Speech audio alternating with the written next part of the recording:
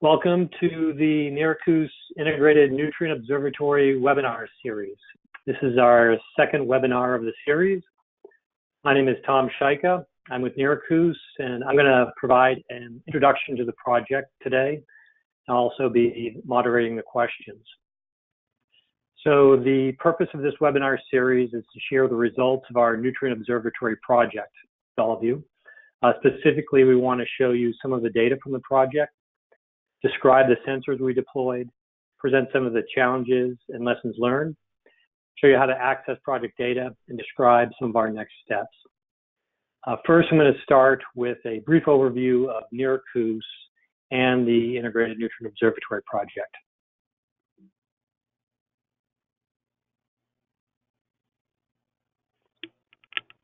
So NERACOOS is part of the U.S. Integrated Ocean Observing System, or the U.S. IOOS, which consists of 11 regional associations which cover the Great Lakes and the coastal waters of the U.S. The U.S. IOOS also has a program office that is housed in NOAA, and the program consists of a partnership of at least federal agencies, and there are many more partnerships at the regional level.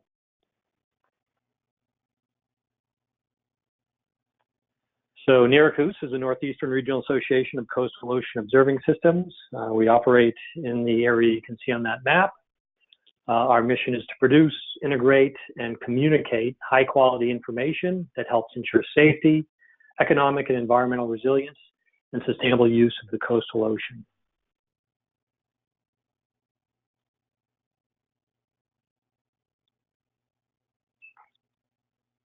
NERACOOS is also a partnership of many organizations, and this image shows many of the partners who design, develop, maintain, and operate the various elements of the observing system in the region. This includes a network of oceanographic buoys, coastal radar systems, gliders, ocean forecast systems, water level sensors, and a data management system.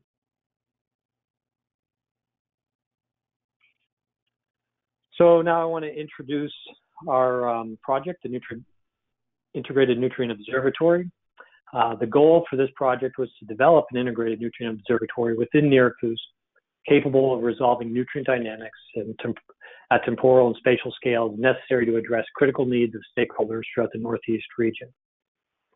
The partners in this project are Seabird Scientific, University of Rhode Island, University of New Hampshire, University of Connecticut, the University of Maine, and the Gulf of Maine Research Institute.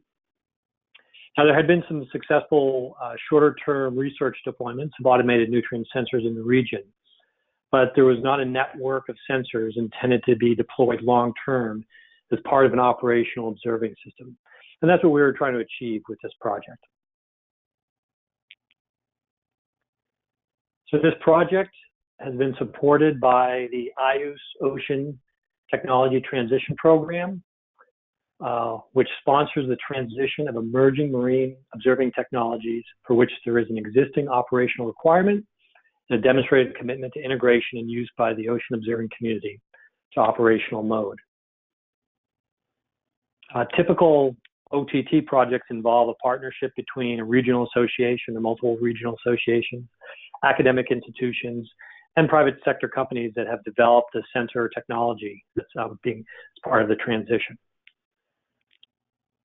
You can learn more about the OTT program using that link there on the slide, or you could just Google IOOS OTT and learn more about the program, learn about other projects.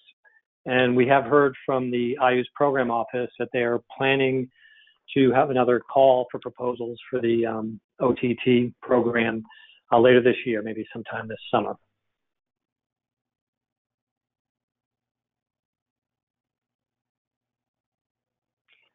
So some more specifics about our project. The nutrient sensors that were chosen for this project were from Seabird Scientific. We started with the Suna nitrate sensor, the cyclophosphate, and also their cycloammonium sensor.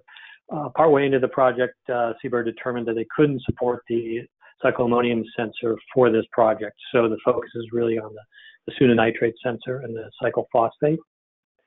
And you'll learn a lot more about these sensors on the webinar next Friday.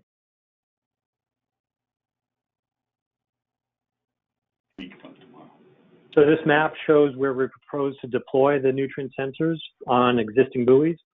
You can see that we included various estuarine locations such as Long Island Sound, Narragansett Bay, and Great Bay, as well as the Gulf of Maine. And this project really leveraged the existing buoy infrastructure and the expertise at the partner institutions to learn how to operate the sensors, integrate the sensors into the mooring systems, and integrate the data streams. And this was really where the bulk of the activity was, to get these sensors into the systems and operating in these various environments. Stakeholder engagement was also an important part of this project. We want to make sure the stakeholders were aware of this data being collected, and we want to start to understand how that data will be used and understand how to display that data and provide access to the data to the different stakeholder groups. The engagement, has been accomplished through workshops, presentations at stakeholder meetings, discussions with stakeholders, and this engagement is ongoing. This webinar is part of this engagement. I just want to say that our project funded by the OTT program ended in February, but we'll be transitioning many of these sensors into, our system for radio operations, and we will continue the stakeholder engagement as well.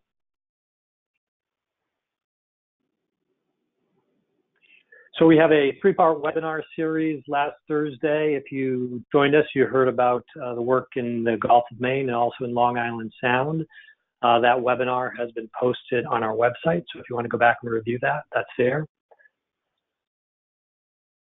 Today, you're going to be hearing about work in Great Bay and also Narragansett Bay. And then next week, we'll have presentations focused on the sensors, the lessons learned in operating and maintaining the sensors, and a presentation on access to the data. So for today, first we're going to hear from Tom Gregory and Joe Salisbury from the University of New Hampshire about nutrient variability in Great Bay. And I'd like to introduce both Tom and Joe. So Tom Gregory is a research scientist at UNH. He got a BS in chemical oceanography from Florida Institute of Technology, master's in marine science from the University of San Diego. And he's been at UNH working in Great Bay since 2007 on the Great Bay Buoy and other monitoring programs. Prior to his work at UNH, he was at the University of Hawaii, working in the Hawaii Ocean Time Series, serving as an analytical chemist for several parameters, and as chief scientist on many of the monthly cruises to Station Aloha. And Tom enthusiastically samples the Gulf of Maine waters all year round on his own time as a committed surfer. And then Joe Salisbury is an associate research professor of oceanography at UNH. His interests focus on the biogeochemistry and ecology of the coastal regions, particularly those influenced by riverine processes. He's presently working on two strands of research. First seeks to characterize distributions of carbon dioxide, air-sea carbon exchange, productivity, and acid stress in freshwater influenced coastal regions. The second strand involves the use of data from a variety of spaceborne sensors to characterize net community productivity and carbon exchanges in the coastal waters. For these projects, he uses a variety of remotely sensed data, including ocean color, sea surface temperature, and microwave radiometry. Joe is part of the UNH Coastal Carbon Group, which maintains several autonomous data collecting assets in the Gulf of Maine and is active in cruise campaigns throughout the Western Atlantic. Okay, so let's turn it over to Tom and Joe.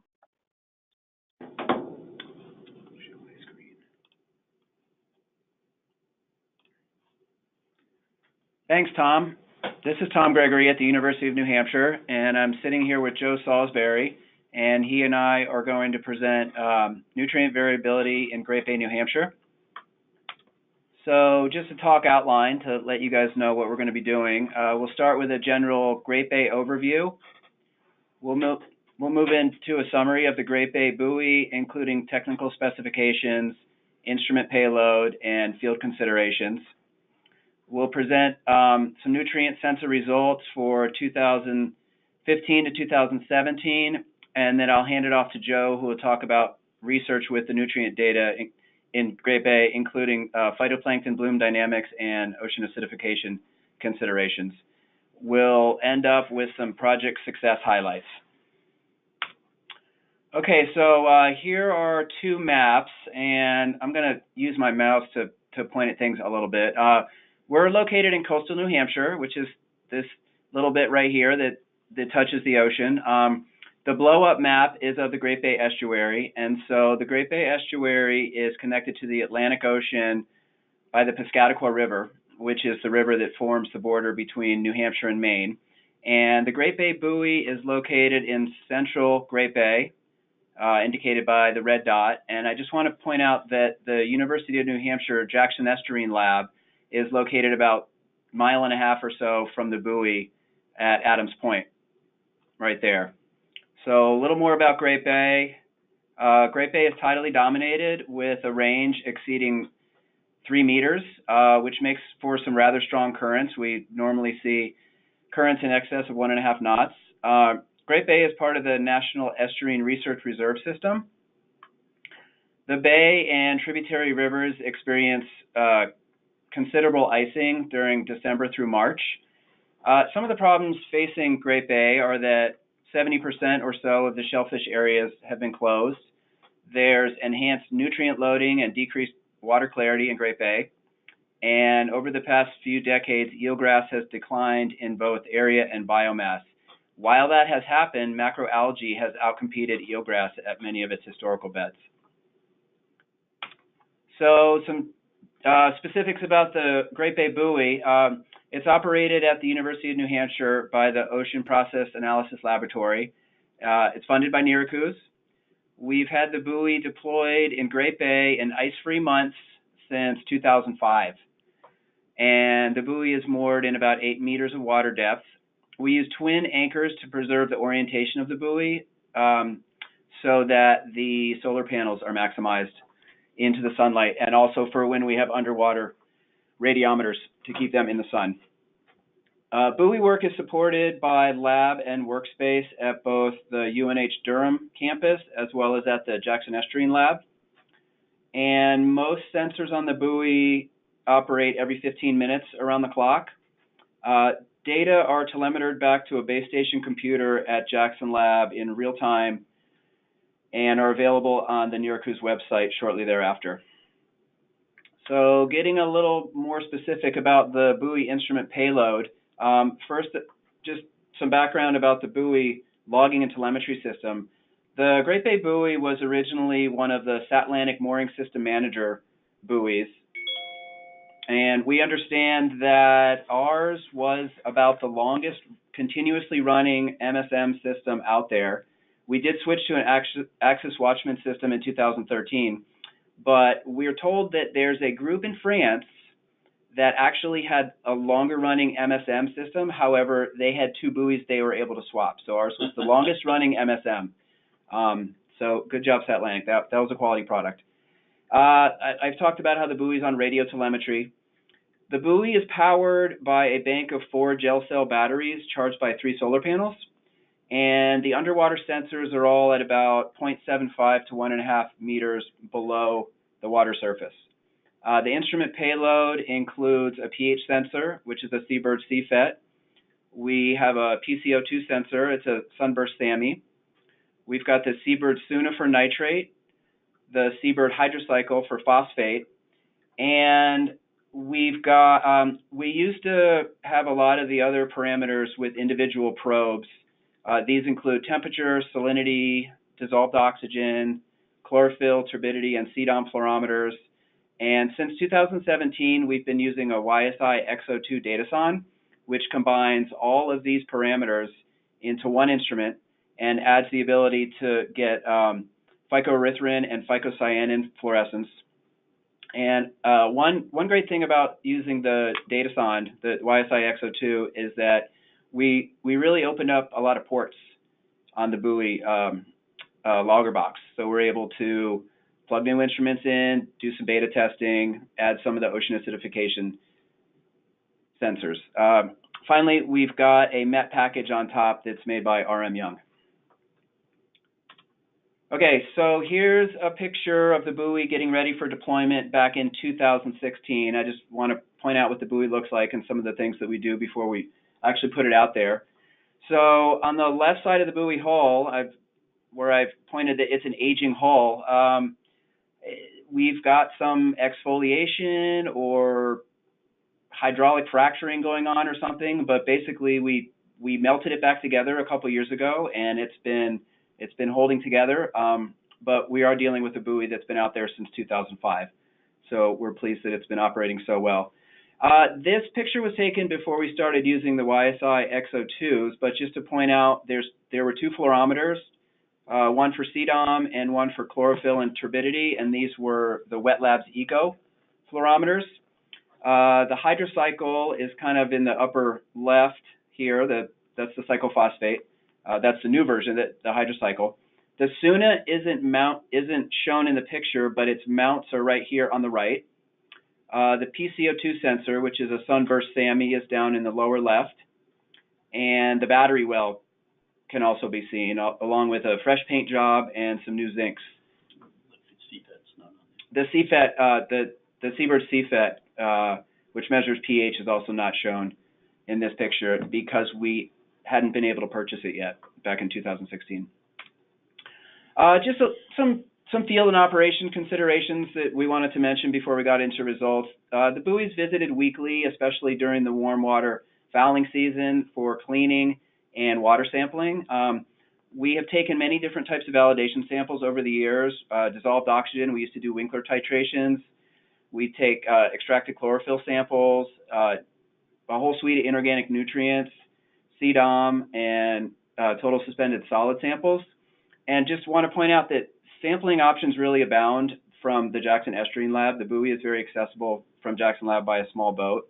And in the warmer months, when biofouling is rampant, there's quite a bit of underwater cleaning and maintenance that goes on. And a lot of that is done by scuba diving, although I'm also able to jump in with a snorkel set and a toothbrush to do some lighter cleaning. Okay, so moving on to some results, just a couple notes before we jump into that. We are going to be reporting on 2015, 2016, and 2017, which are the years that the nutrient project was active. And interestingly, these 3 years were rather dry years in our area. You'll see that in the data. 2018 was much wetter. Stay tuned for that. We don't have those data available to show today. And we'll mostly focus on the nitrate data today for the nutrient data, although we were able to collect periods of quality phosphate data. We will talk more about those next week, and we'll also highlight some phosphate dynamics at shorter time scales in the 2017 data set after I hand things off to Joe. One more kind of caveat is that some data have had some rough corrections applied, and this goes for chlorophyll and nitrate, and so we really want to focus on trends and relationships between the data, not so much on absolute concentrations and nutrient stoichiometry. And just a quick note about future plans. So the nutrient project ran from 2015 to 2017. Last year for the 2018 field season, we were able to continue deploying the buoy with the Seabird Suna for nitrate. And for the next field season, which should start in April 2019, we plan on including both the Seabird Suna for nitrate and the hydrocycle for phosphate. Okay, so here's the first panel of data, and there's lots of data points. This is 2015, and we've got 3 years of data to show, and there's kind of some data, some plot conventions and colors that are going to be the same for all of these. So I'll move through some of this quickly, but I do want to take the time to point this out so you're oriented to the other plots. The top panel is 2015 data for chlorophyll, nitrate, and salinity.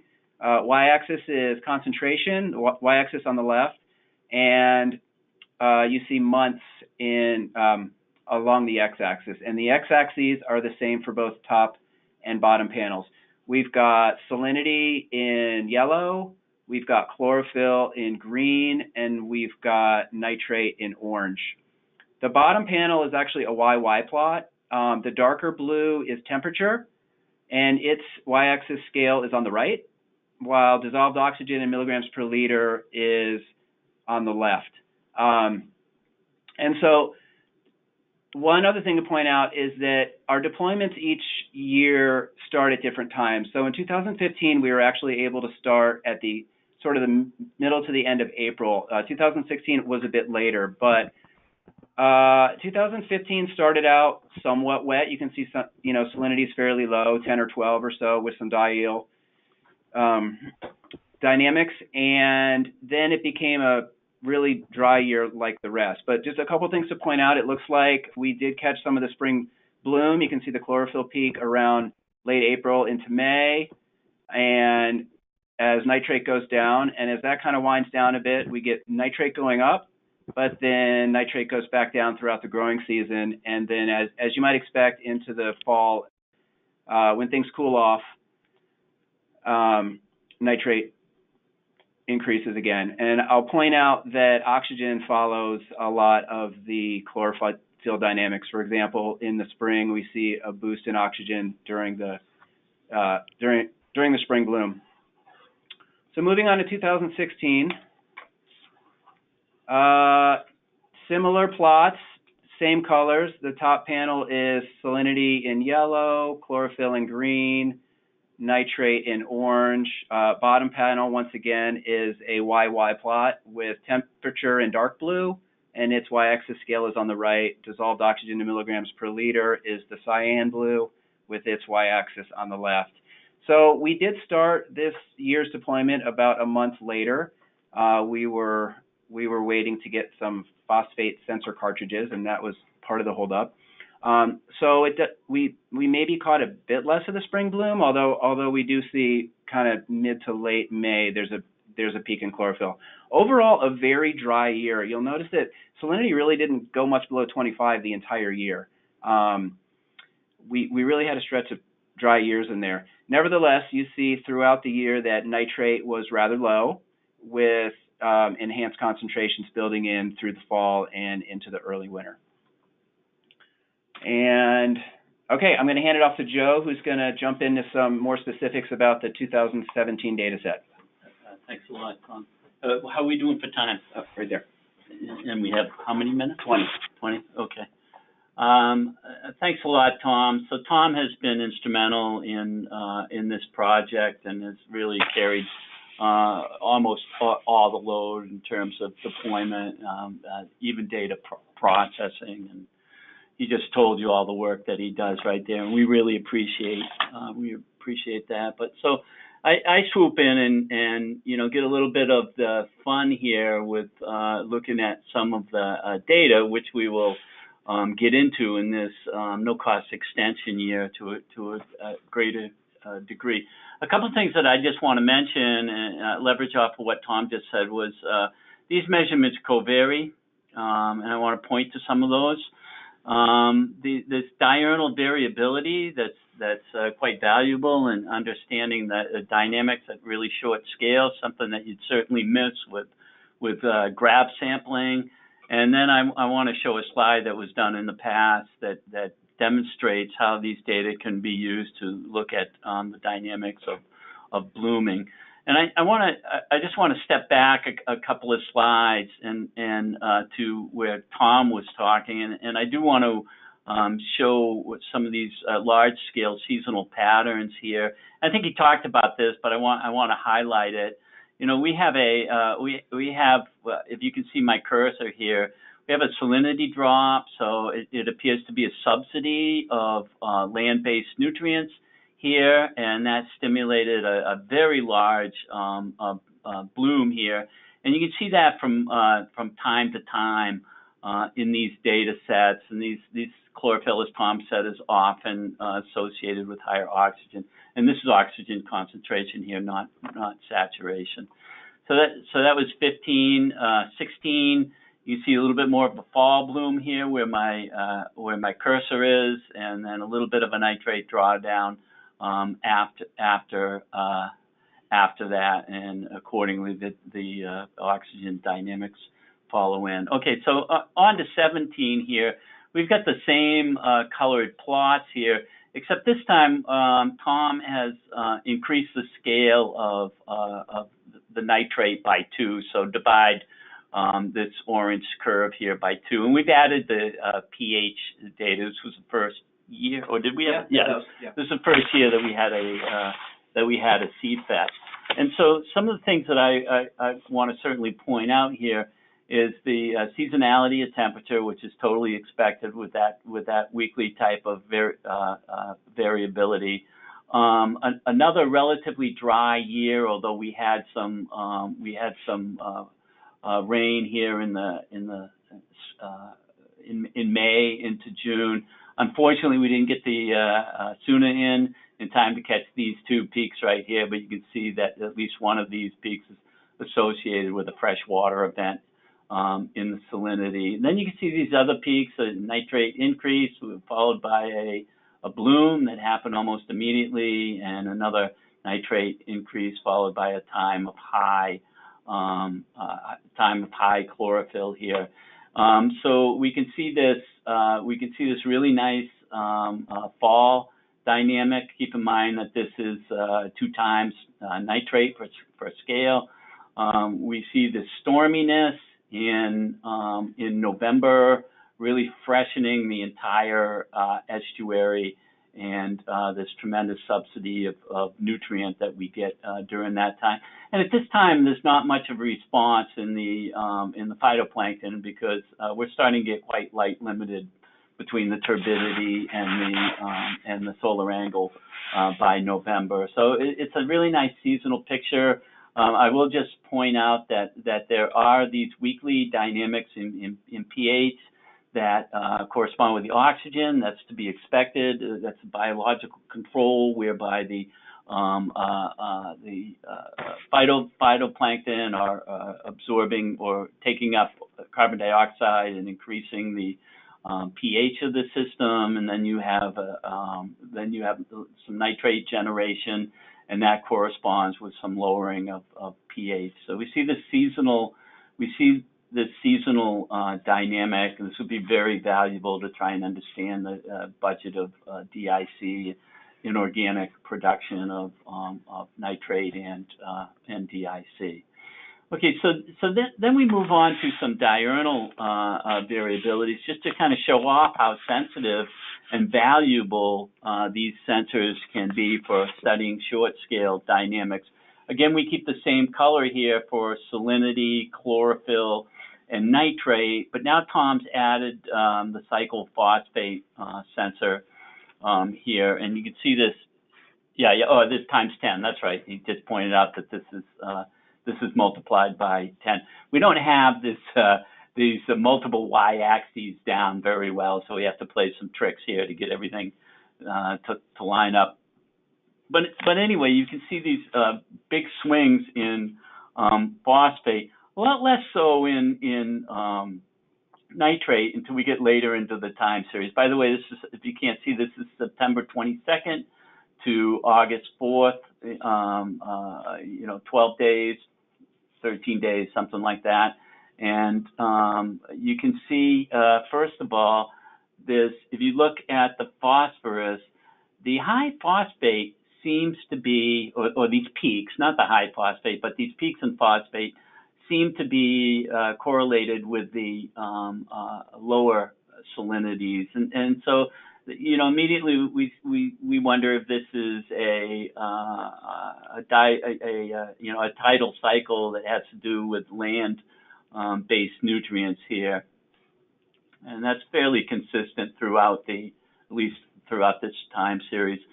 We find that the chlorophyll is associated with the high chlorophyll is often associated with higher tides. It's a much more complex story, but one hypothesis is that this chlorophyll max in the estuary is downstream of the buoy, and so this is an advective signal that we can investigate what the contribution to the chlorophyll field is of advection. And each one of these sensors helps us tell a little bit more of the story. And then here we can see these peaks in nitrate, and they're more associated with an incoming tide.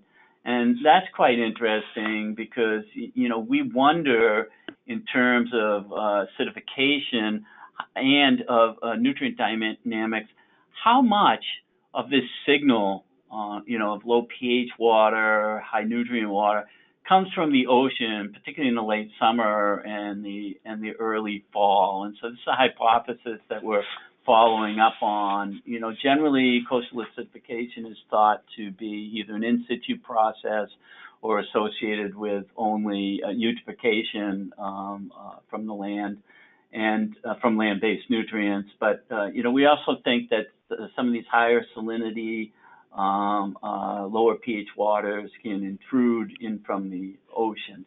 And so the other thing that's interesting here is we see a bit of a decoupling of the nitrate and the phosphate, and so that's not completely understood right now. But if you look at those orange lines and then you follow it down to follow it up into the phosphate peaks, you can see there's an offset there that's a bit unexpected and needs some more explanation. Okay, so on to and this shows a summary of what I just said here. And onto a slide that Rue and Tom made on an earlier deployment with a previous, kind of the prototype for the Suna called the IOOS. Bad choice of words in the last several years, but I'm glad they changed it to Suna.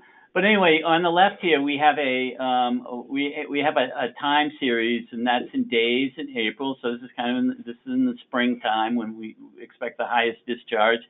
And so we see the salinity in black and the chlorophyll in green and the nitrate in blue. And so what's interesting here is this remarkable correspondence between the increasing chlorophyll and the decreasing nitrate. And of course, that's to be expected. But what I want to point out here is that, you know, with these multiple sensors, you could actually, estimate the stoichiometry, if you know something about the particular organic carbon that's associated with the phytoplankton. We can look at those dynamics location by location and see how they hold up. And on the right here, these plots, chlorophyll versus nitrate, have been colored by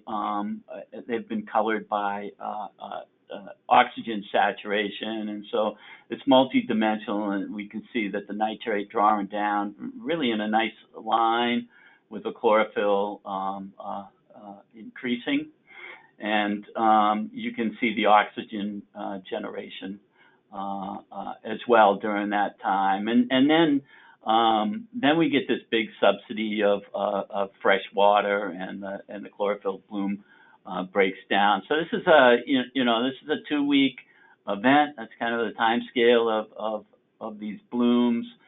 We can study them at really high resolution, and you know, we have the phosphate in there. It adds another piece of the story. So, you know, like I said before, each one of these sensors helps us unravel what's controlling the nutrients and the biology in the system. You know, we can't just do it with oxygen. We can't even do it with oxygen, pH, and carbon dioxide. You know, we really need to know what those nutrient dynamics are. And, you know, again, the phosphate will add a little bit more to this. Okay, so let me just, in summary, highlight our successes. There's been a rapid integration of new and additional sensors in 215. A lot of this is the equipment that we use, but most of it's the heritage set up originally by Rue, and Tom came on, has been taking it over for the last over a decade and has done a great job. So this is a really flexible asset for testing new sensors, and it's well cared for too. So we've had a cycle PO4 before, but now it's telemetered. We've added capacity for multiple cycles, and we're providing near real-time data. The ammonia is not operating now, but we tested it out, and it does show some promise. Lots of help, both financially and spiritually, from NERACOOS data management, from GMRI, and from, of course, Seabird. And we've collected 3 years of nutrient data in the Great Bay, plus the previous deployments that we had. And, you know, it's an unprecedented capture of this high-frequency nutrient dynamics at a broad range of time scales, tens of thousands of data points. And, again, as Tom mentioned, we consider this a beta test platform for a whole bunch of different instruments, both nutrient, ocean acidification, optical. It can be well cared for, and we have spare ports available now, thanks to the fact that we freed a bunch up 2 years ago. And so on behalf of myself and Tom Gregory and other folks that have worked on this project early on, Sean Shelado and Tim Moore, thanks a lot for listening here, and thanks for preparing most of this, Tom. Okay, so Great, what do we do? Yeah, thanks, Joe and Tom. Yeah, we're going to leave your slides up for right now. I'm going to take a question or two. I see there's one question right now. So if you do have a question on your GoToWebinar control panel, there's a little arrow that should say questions, and you can type in a question. So the first one, Tom and Joe, is that high chlorophyll A at high tide might also reflect a residence time of the water mass as it sits in sensor areas for a longer time, allowing more production. Also, might be some diurnal light exposure co-varying as well. And yes, advection is likely a factor too, no doubt. So I guess a comment, or if you guys want to respond. Yeah. I agree. Those are all involved. We had thought of the previous two. The one that I hadn't thought of until recently is, where is most of the chlorophyll generated? And it's probably not where the buoy is. It's probably downstream a little bit. So I decided to include that. But those are all good points. Thank you. Okay, I'm going to take one more question, and then we'll move to Heather, and then we can try to take some questions afterwards as well. The question is the phosphate independent of microbial content of the sample? Is most of the phosphate in microbes? So this is just dissolved, right? Go ahead, you answer that. The cyclophosphate has a filter, but I'm drawing a blank on exactly what size it is. It might be 5 micron. So that's not going to exclude everything. Yeah, but a lot. Yeah. No, that's a good question. Yeah. All right. Okay. At this point, we're going to switch over to the presentation by Heather Stoffell, who is a research scientist at the University of Rhode Island. She received her master's degree in marine affairs from URI. Her graduate work focused on dissolved oxygen. For the past 15 years, she has worked at the University of Rhode Island Graduate School in Oceanography, managing water quality monitoring operations as the QA officer for the Narragansett Bay Fixed Site Monitoring Network. This is a multi-agency effort to monitor physical water quality conditions throughout the bay to assess conditions based on Rhode Island state criteria. The focus for this network is to evaluate conditions related to eutrophication in the bay during the recruitment season, which is May to October. So I'm going to turn it over to Heather. Okay, so this is going to be kind of a two-part presentation. The first part is going to explain over the past decade the hypoxia in Narragansett Bay and the management resulting in nitrogen reductions to the bay. And then the second part, we're going to talk about the nutrient sensors that we've deployed in Greenwich Bay and how they've may benefit the fixed site monitoring network. So some background information.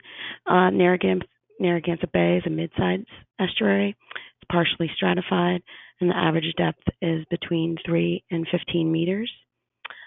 There's a north-south gradient for the nutrient pollution, primary production, chlorophyll levels, and hypoxia. This map shows the hypoxia levels in Narragansett Bay, and most of the largest river inputs are at the headwaters along with the wastewater treatment facilities. And the hypoxia that's experienced, these are the average number of hypoxic days in a particular season that runs from May through October, but about 98% of those events occur between June and September. And so the more severe areas would be up in the Seekonk River and over here in Greenwich Bay. And these events can last anywhere from 1 day to 2 weeks. And you can get anywhere from 2 to 5 events per season, depending upon the location in the bay and the weather patterns that we have, because there's a large interannual variability that's linked to river flow. So here on the map, these are the stations for the fixed site monitoring network, and I'll get into a little specifics. We're going to concentrate on Greenwich Bay later on in the talk. So the buoys many of them were established in 2001, but all of them, 12 stations, became part of the network in 2005. And those stations were equipped with YSI instrumentation, surface to bottom. We service them bi-monthly, and we take field samples along with collecting temperature, salinity, dissolved oxygen, pH, and chlorophyll on a 15-minute time scale. This picture is actually an old 6600. We have optical sensors, and we have a lot of the XO2s that Tom had mentioned. So over the past decade, the primary areas for nutrient loading to the bay has been from the wastewater treatment facilities. So starting in 2004, work's been done by the state of Rhode Island to get these wastewater treatment facilities to reduce their nitrogen loads to the bay. 11 of the wastewater treatment facilities were charged with this upgrade to reduce nitrogen, and that started in 2006 and was completed in 2012. But for the analysis that I'm about to show you, we used 2013 as our starting point for that 50% reduction, because during 2012, that 50% was reached during the year. So to have a first full year, we used 2013 as our starting point. So as I mentioned before, hypoxia is linked to seasonal hypoxia is linked to river flow. The higher the river flow, the more severe the hypoxia percent of time it's spent in exceedance of the state criteria for dissolved oxygen. This is the North Prudence buoy, so this is an upper bay buoy, just giving you an example of how it looks. And then the headwaters, the Providence River area has one of the largest river inputs. Then you've got the Taunton River in Mount Hope Bay, and then the Hunt River is one of the gauged rivers in Greenwich Bay. So that's very small. And the blue line is the average flow, so you can look at the years with wet weather versus the drier seasons. And as Tom mentioned, we also saw drier weather during the years that he mentioned. And so for the next set of slides, we kind of group to give you a north-south look at what's happening in the bay. So we group the first group, it's the Phillipsdale Station, which is up in the Seekonk River. The Bullock's Reach Station, Connecticut Point, and North Prudence are grouped together. Then we've grouped the embayment, Greenwich Bay, Sally Rock, Mount View, and Quonset Point together. And then Papasquash Point, T Wharf, and Mount Hope Bay. T Wharf is actually not included in this next graph because it doesn't experience any hypoxic days. So this is the number of hypoxic days, and these are averaged over a period of 2001 to 2005. That's considered the pre-upgrade time period. 2006 through 2012 is during those upgrades, and then the 2013 through 2017 is considered the post period. And the reason they're grouped that way is because I showed you that interannual variability. This is to kind of condense that, because you can't just go straight from year to year because of that interannual variability. So you do see a slight downward trend in many of the stations. Mount Hope Bay is a little bit different, but Greenwich Bay was the only one that tested significant in reductions. Whoops. And then, so because the state criteria is a cumulative approach to the water quality criteria, we wanted to look at, well, how severe are things improving on the severity of things. So a part of the state criteria has 2.9 as a threshold, and you can't have the oxygen go below 2.9 milligrams per liter for a 24-hour period. So this is just one threshold that we pulled out to see if we're seeing improvements in these areas. And in the Providence River area, we're not seeing much change at all. North Prudence is where we start to see the steady decline, but again, it did not test significant. Greenwich Bay showed about a 17% reduction. And then as you go down Bay, you can see it reduce as well. Mount View which is in the Upper West Passage, might be showing influences not only from the Providence River, but also from Greenwich Bay. So that's why it ends up being a little bit higher than the Papasquash Point, which is in the East Passage, but they're both at about the same level from the northern part of the bay. And then we're actually seeing an increase in the severity of hypoxia in Mount Hope Bay. And then so in the state criteria, there's also another component. So the threshold is 1.4 for 1 hour. And so we looked at that on a daily level. And again, Greenwich Bay, because it's shallow, it's about 3 meters where our station is, and it has a strong diel pattern that it has the largest exceedances at that threshold. So Greenwich Bay was our test site that we chose for putting out the cyclophosphate and SUNA, and we only have come part of this program in 2018, so we only have 1 year's worth of data. We had some glitches that we worked along the way. Our station is actually here close to this yellow dot, but these yellow dots actually represent Rhode Island DEM's response locations to fish kills, which occurred in 2018, which I'll show you in a minute. And our Sally Rock buoy is out here at Greenwich, right where that G is, but that station doesn't have any real-time communications, so we could not put anything out there. So we started off with our season. Since we haven't used the cyclophosphate sensor before, we went to a training at UConn to learn how to use the instrumentation. Then in about mid-June, we had our real-time communications. We had a Nexen system that we installed at the marina, and it took a while to actually get the right cable configurations and battery usage. So the cyclophosphate sensor and the SUNA phosphate actually went in July. And so I'm first going to show you the cyclophosphate data that we have. And one of the glitches that we had was, although we set it to log every 2 hours, the real-time communication for the SONS is every 15 minutes, and somehow it overrode the programming for the cyclophosphate. So we got 15-minute data on the cyclophosphate.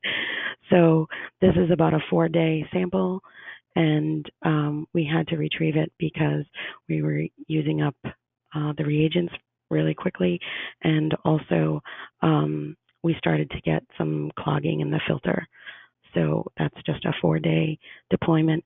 So, well, actually, it was retrieved on the 27th of July, but between the 20th and 27th, because of the clogging in the filter, the data is considered not good. And then we redeployed it actually on the 3rd, and we tried again to do the real-time communications, but we had some issues. So it actually started Laura went out. These green spots indicate the dates that Laura's gone out to service the cyclophosphate instrument. The red dots indicate the grab samples that we took, and those numbers, and then the blue is the cyclophosphate data.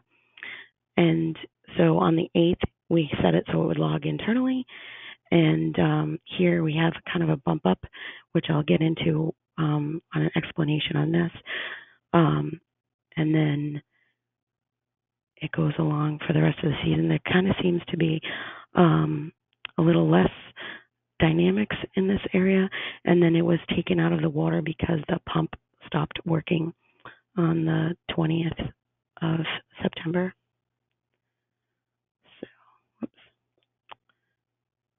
So the Suna V2 nitrate sensor, again, we installed that in July, and we were able to keep that in through the rest of the season. And again, as Tom had mentioned, we see the same similar patterns. We have some upswings here, which I'll show you with freshwater inflow, and then at the end of the season, when you start to see the chlorophyll levels drop off, the nitrate signal starts to go up again. But also during this time in early to mid September, we started seeing above average rainfall, and that continued through November. So we have higher concentrations of nitrate. Again, we had fairly good comparison, but in general, I believe that the Suna was higher than our grab samples. So just to give you an idea of, trouble here. To give you an idea of what's happening with the nutrients as a whole, this is the average grab samples by month for 2006 through 2017. And again, these are the concentrations, and in February, March, you see a drawdown in nitrate, and that's biological activity. We have a winter-spring bloom that occurs in Greenwich Bay. And then as that biologic activity dies down, you see an increase again, and then it starts to increase in May, and then really ramps up in June, July, August, and September. And you actually start to see an increase in phosphate during those months, because we also see hypoxia during these months. So we believe that phosphate is being released from the sediments. So you see an increase in phosphate there. And then again, as the biological activity dies down, you start to see that increase again in nitrate.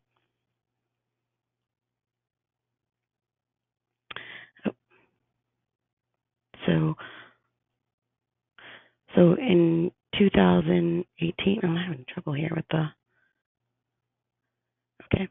So went too far.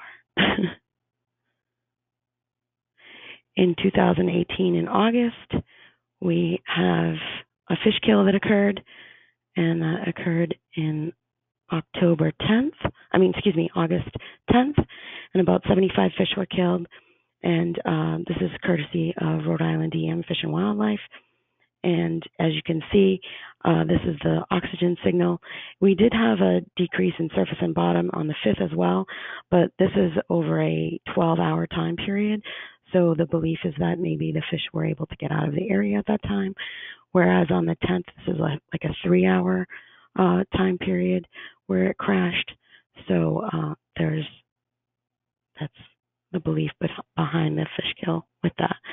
So some of the forcing factors on this fish kill is that, oh my gosh, I'm having some trouble. The temperature is, oh my gosh, what's going on? The temperature, I'm sorry.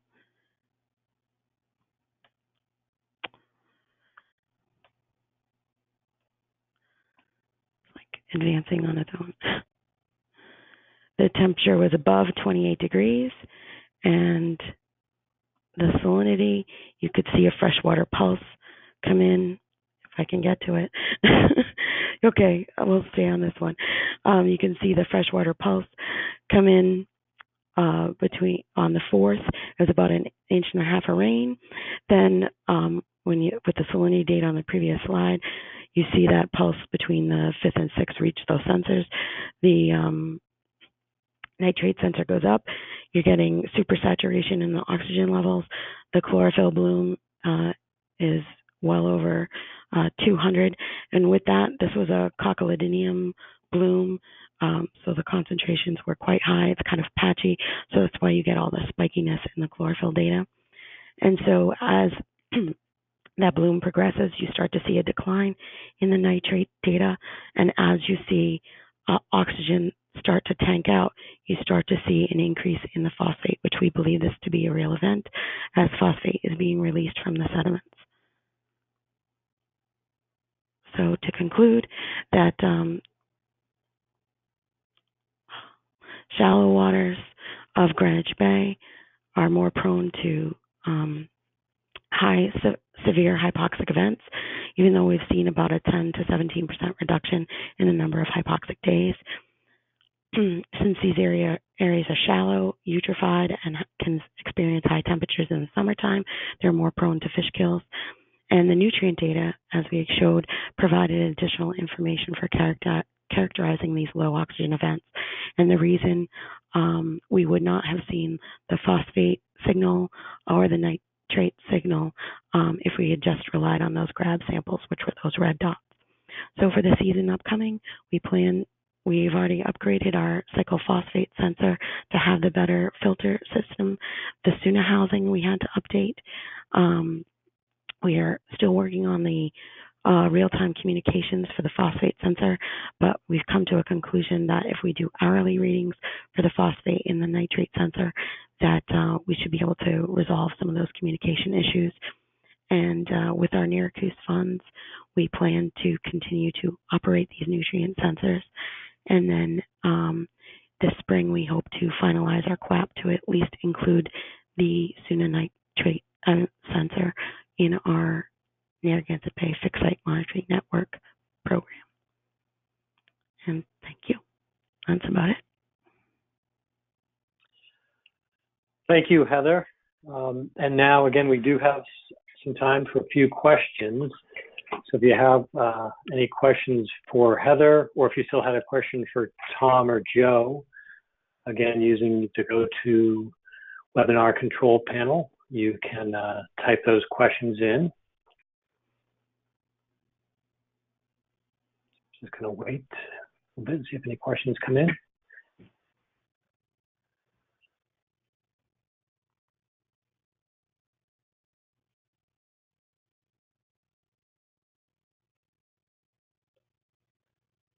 You have a comment here about the data from both projects is really amazing, especially from my perspective of the old days of bench chemistry and weight titration.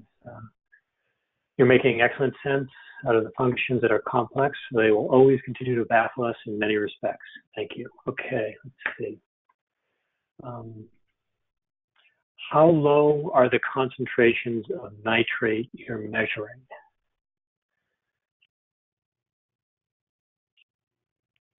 Well, sometimes it can be as low as 0. So you do measure, you're measuring them as, well, sometimes they're close to 0 is what you're saying, okay? Mm-hmm.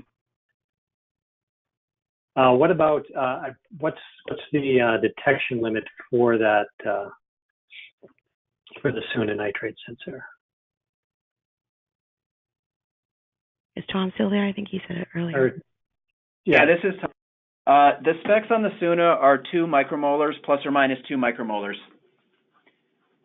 But in practice, I think I don't know if the detection limit is any better than that, but I think we get a little better precision than that. Thanks, Tom. Okay, question about what's the depth of Greenwich Bay? Where our station is, it's about 3 meters, but it can vary from like 1 to, at the mouth is about 7 meters. Okay. Another question. Were you surprised to see subtler decreases in hypoxia after the upgrades? Also, why did hypoxia increase in some places, do you think? Well, there's a lot of speculation about what's happened in Mount Hope Bay. My last slide here with the special thanks.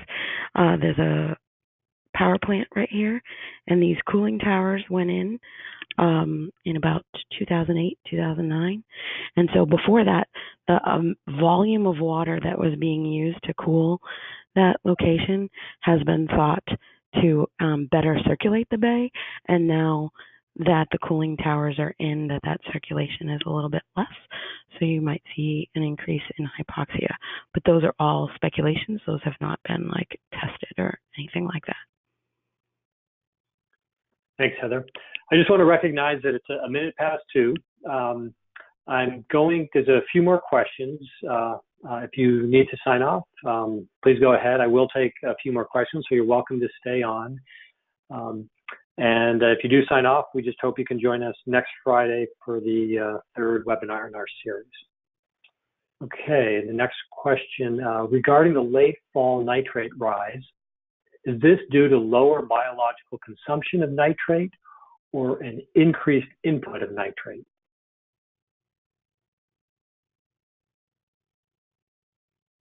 Yeah, I think we both agree that, Tom and I both agree that that's an input. Okay, great. Thanks. There's also, there's also biological control over it. You can see it draw down relatively quickly after a big flux.